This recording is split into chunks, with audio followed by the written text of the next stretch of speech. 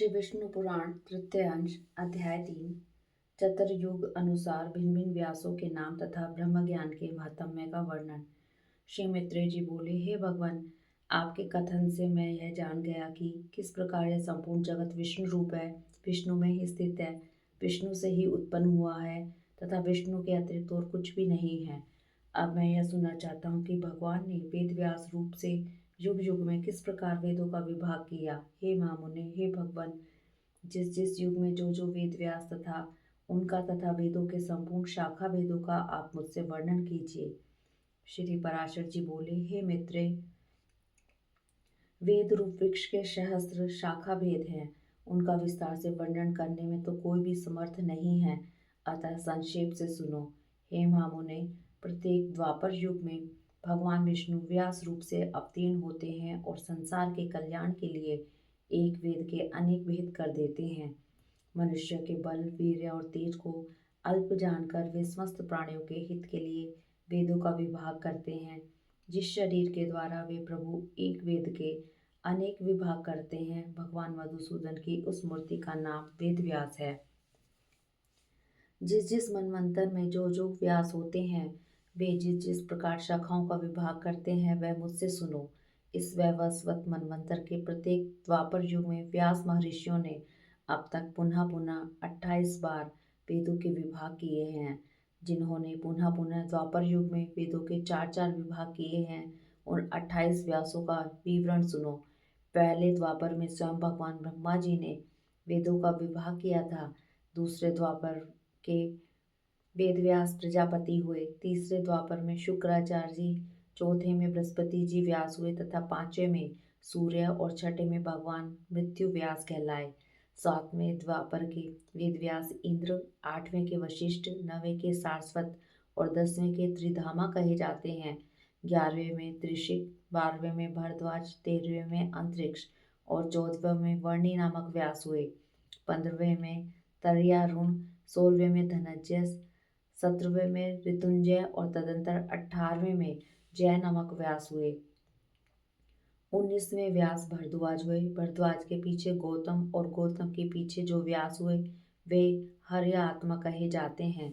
हर्य आत्मा के अनंतर वाजश्रवा मुनि व्यास हुए तथा उनके पश्चात सोम सूक्ष्मवंशी तृणबिंदु 23वें वेदव्यास कहलाए। उनके पीछे भृगुवंशी ऋक्ष व्यास हुए जो वाल्मीकि कहलाए। तदंतर हमारे पिता शक्ति हुए और फिर मैं हुआ। मेरे अनंतर जातुकर्ण व्यास हुए और फिर कृष्ण देवपायन। इस प्रकार ये 28 व्यास प्राचीन हैं। इन्होंने द्वापर आदि युग में ही एक ही वेद के चार चार विभाग किए हैं। हे मुने, मेरे पुत्र कृष्ण द्वैपायन के अनुसार आगामी द्वापर युग में द्रोण पुत्र अश्वत्थामा वेद व्यास होंगे। ओम यह अविनाशी एकाक्षर ही ब्रह्म है। यह वृत्त और व्यापक है, इसलिए ब्रह्म कहलाता है। भूर्लोक, पूर्वलोक और सर्वलोक ये तीनों प्रणव रूप ब्रह्मा जी में ही स्थित हैं तथा प्रणव ही ऋक, यजुर, साम और अथर्व रूप है। अतः उस ओंकार रूप भगवान को, ब्रह्मा को नमस्कार है, जो संसार की उत्पत्ति और प्रलय का कारण कहलाता है तथा महतत्व से भी परम गुह्य सूक्ष्म है। उस ओंकार रूप ब्रह्म को नमस्कार है, जो अगाध, अपार और अक्षय है, संसार को मोहित करने वाले तमोगुण का आश्रय है तथा प्रकाश में सत्वगुण और प्रवृत्ति रूप रजोगुण के द्वारा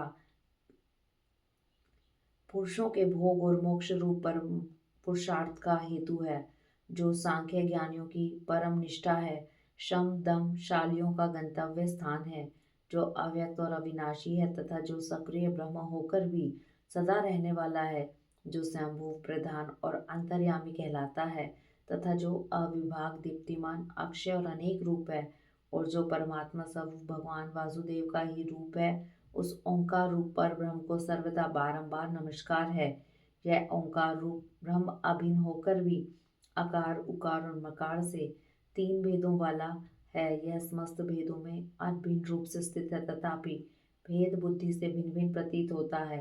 वह सर्वात्मा ऋग में, साम में और रजुर में तथा ऋग, यजुर, साम का सार रूप वह ओंकार ही सब शरीरधारियों का आत्मा है। वह वेदमय है, वही ऋग वेद आदि रूप से भिन्न हो जाता है और वही अपने वेद रूप को नाना शाखाओं में विभक्त करता है तथा वह असंग भगवान ही समस्त शाखाओं का रचिता और उनका ज्ञान स्वरूप है।